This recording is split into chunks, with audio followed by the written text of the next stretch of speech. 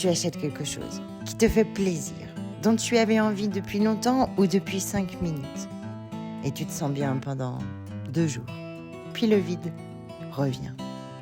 Tu commences une nouvelle relation et au début, tout semble enfin complet. Puis cette sensation familière revient, qu'il manque encore quelque chose, même là, même avec elle ou avec lui. Tu obtiens cette promotion, ce diplôme, cette reconnaissance que tu attendais depuis des mois. Et le lendemain matin, tu te sens finalement exactement le même ou la même. Le vide n'a pas bougé d'1 millimètre. Alors, une question s'impose.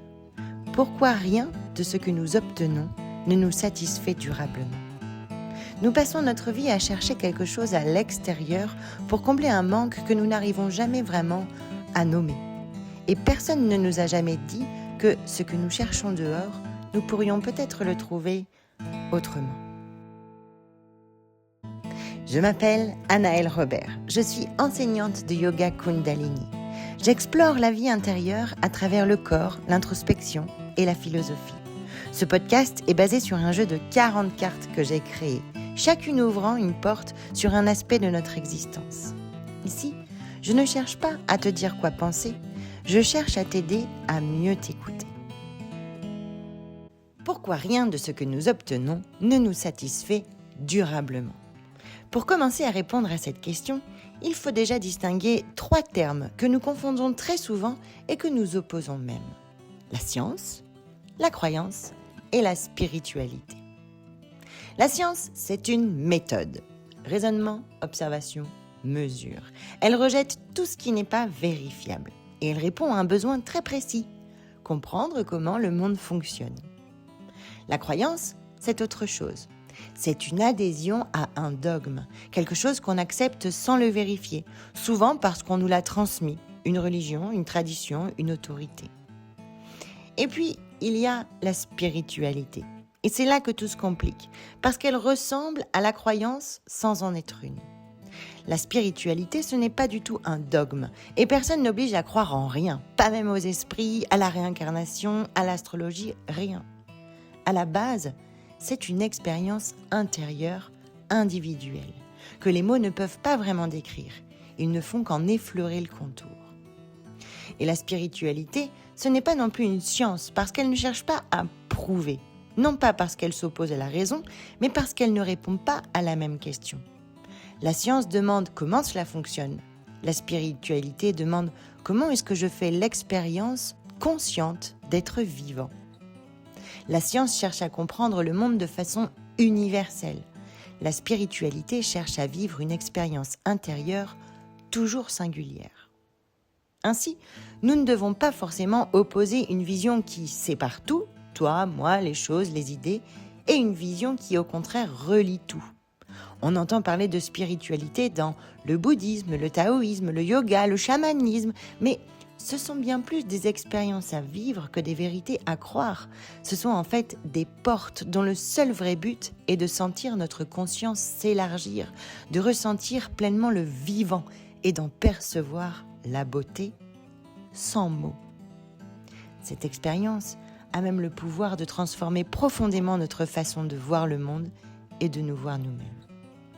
Mais alors, si la spiritualité est une expérience de plénitude et de reliance, pourquoi sommes-nous si souvent attirés par ce qui se trouve à l'extérieur de nous-mêmes ? Pourquoi passons-nous notre vie à courir après une relation, un objet, une reconnaissance, comme si quelque chose nous manquait en permanence ? Et pour comprendre cela, il faut s'intéresser à une force qui nous habite tous, le désir.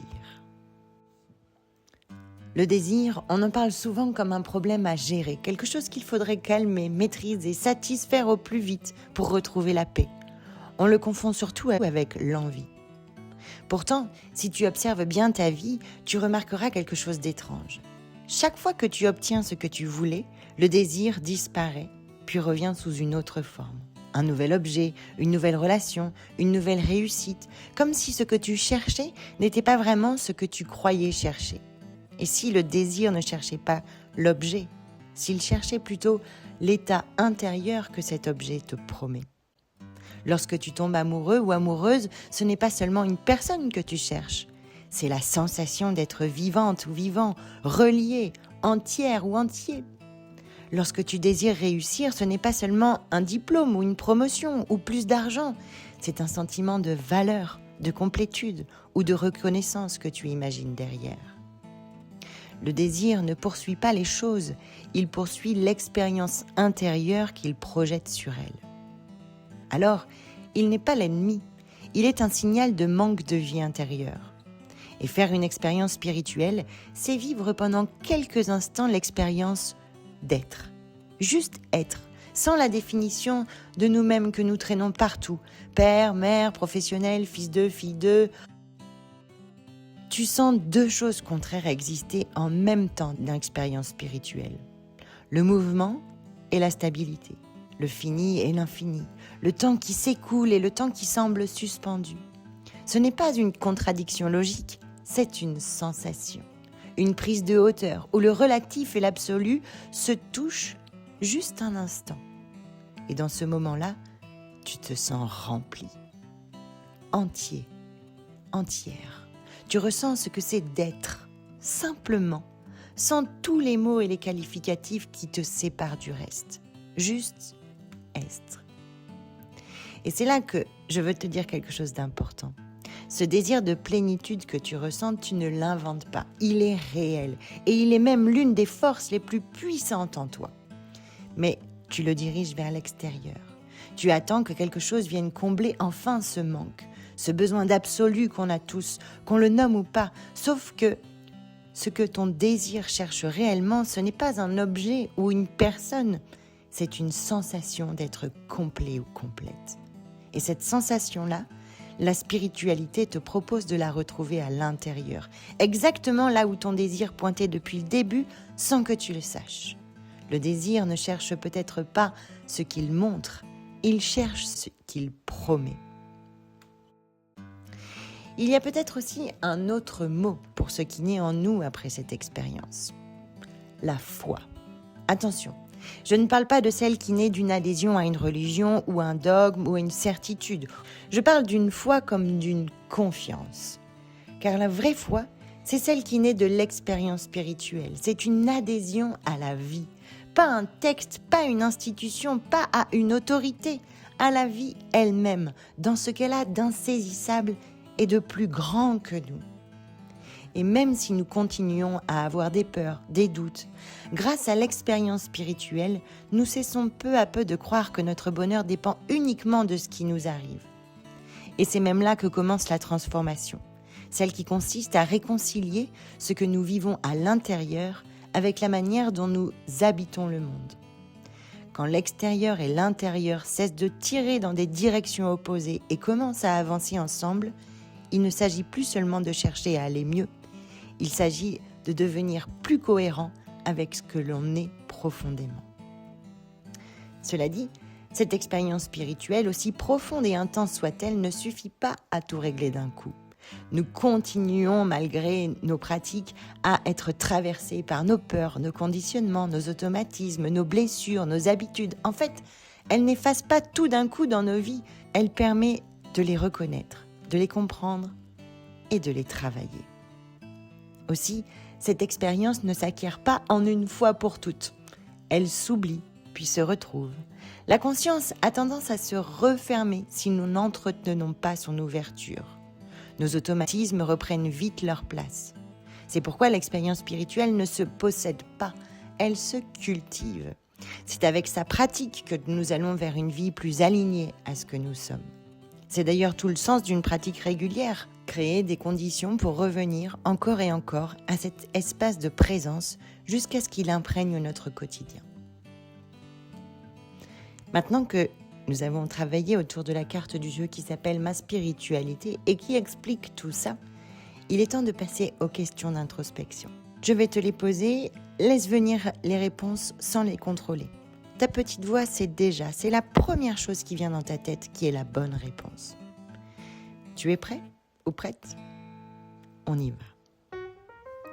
La dernière fois que je me suis sentie pleinement être, sans rôle, sans nom, sans histoire, sans qualificatif, c'était quand ? Quand est-ce que je me suis sentie profondément vivant vivante.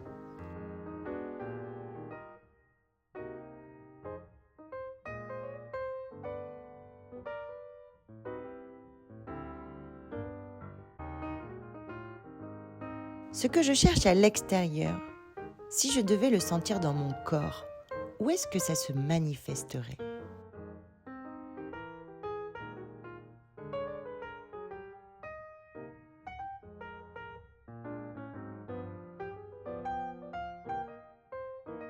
Quel vide est-ce que j'essaye de combler depuis des années et que se passerait-il si j'arrêtais un instant de le fuir ?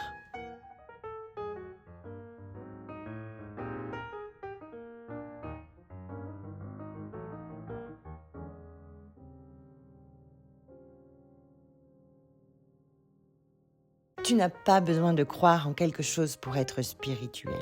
Tu as besoin de ressentir.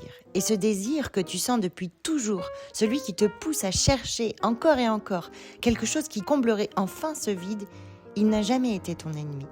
Il pointe simplement dans une direction que tu n'as peut-être pas encore explorée, dans ton corps. En Kundalini Yoga, c'est exactement ce que je propose à chaque séance. Pas une croyance, pas une idée à comprendre, mais une expérience à traverser. Le corps comme porte d'entrée vers quelque chose que les mots n'arrivent pas à toucher. Ta spiritualité n'est pas quelque chose à comprendre. Elle est simplement une autre manière d'être en relation avec ce que tu vis, une manière de ne plus fuir ce que tu traverses, mais d'apprendre simplement à le reconnaître. Si cet épisode, en tout cas, a résonné en toi, alors il y a peut-être quelque chose à continuer. Cette exploration peut se prolonger dans mes cours de Kundalini Yoga en visio. Un rendez-vous dans la semaine pour revenir dans le corps et laisser les choses se transformer autrement que par la compréhension. Les liens sont dans la description.